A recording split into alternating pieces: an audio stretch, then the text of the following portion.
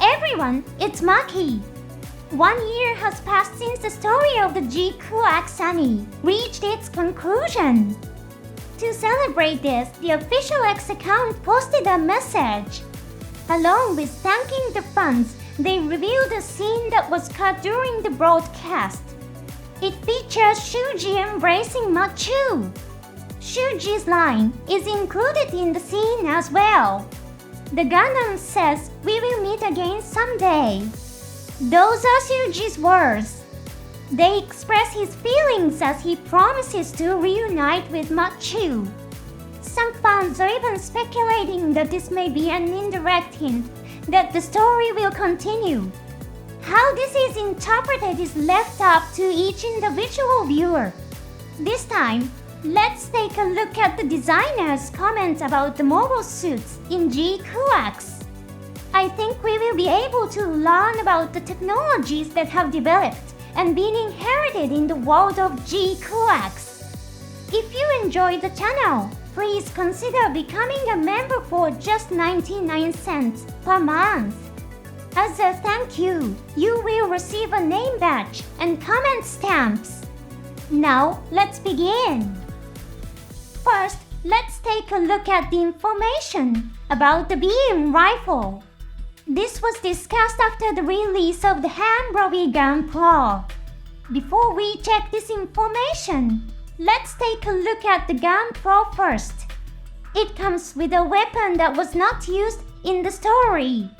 It was also revealed that the gun can output a beam saber. The beam saber resembles a sickle. However, I would also like you to pay attention to the gun's design. If you look closely, you will see that its shape is extremely similar to the Gundam's beam rifle. Ikuto Yamashita, the main mechanical designer, commented on this design. I will introduce the request from director Mr. Kazuya Tsurumaki.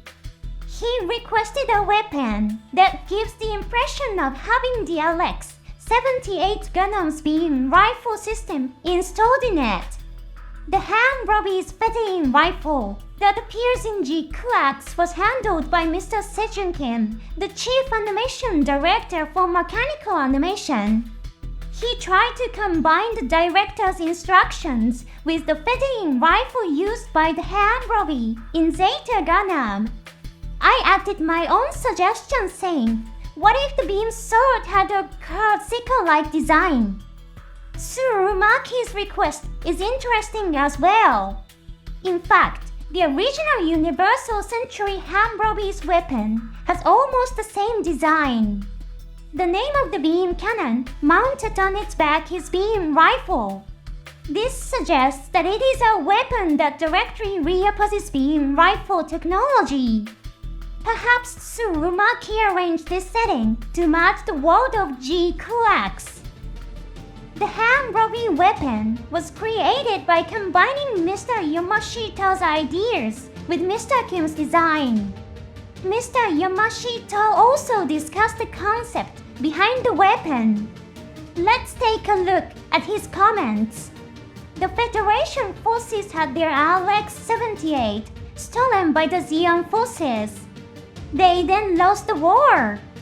The development of beam rifle technology therefore reached its peak with the model equipped on the LX-78, and this is also the end point.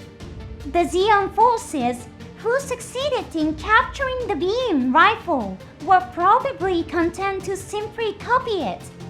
They most likely gave up on developing their own original beam rifle. So the LX-78's beam rifle may be the only completed beam rifle system in the world of GQuuuuuuX. Some viewers may have wondered whether there are any other mobile suits equipped with beam rifles besides the LX-78.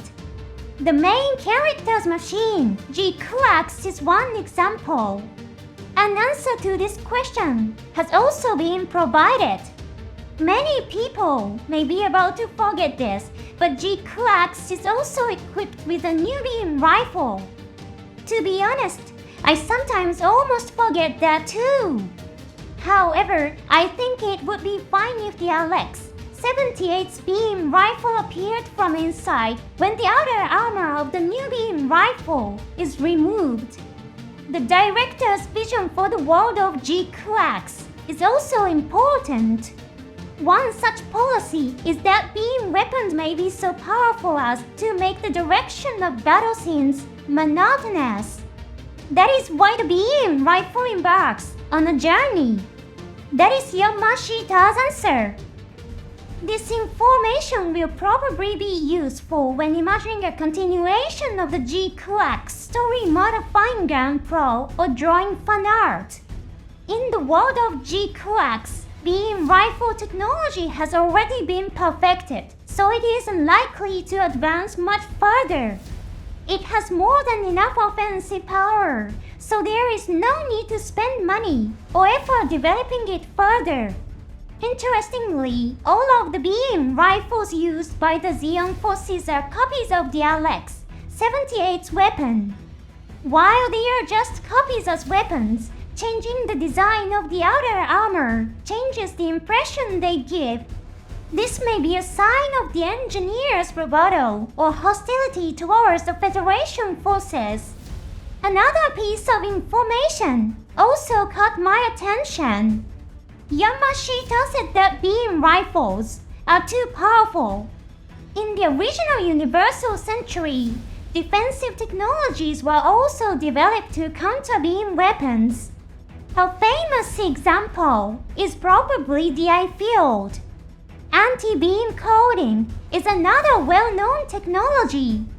The Hyakushi Keys paint provides defensive capabilities against beam weapons. The Double Zeta Gundam's beam coating demonstrates an impressive level of defense. However, it seems that in the world of GQuuuuuuX, defensive methods against beam weapons have not developed very much. The Big Sam is equipped with a knife field, but it is a mobile armor. In the story, Giran also says that mobile armors are the next generation of main weapons. Perhaps there has not been much effort to microarchery eye fields and install them in mobile suits. If the story continues in the world of GQuuuuuuX in the future, all kinds of interesting weapons could appear. In the original Universal Century, many different kinds of beam weapons were developed, not just beam rifles. In the Universal Century of GQuuuuuuX, weapons such as metal bullets and missiles may become the main weapons instead. Yamashita's comments will probably stimulate all kinds of imagination. That's all for this episode. Thank you for watching until the end. I'll see you again in the next episode.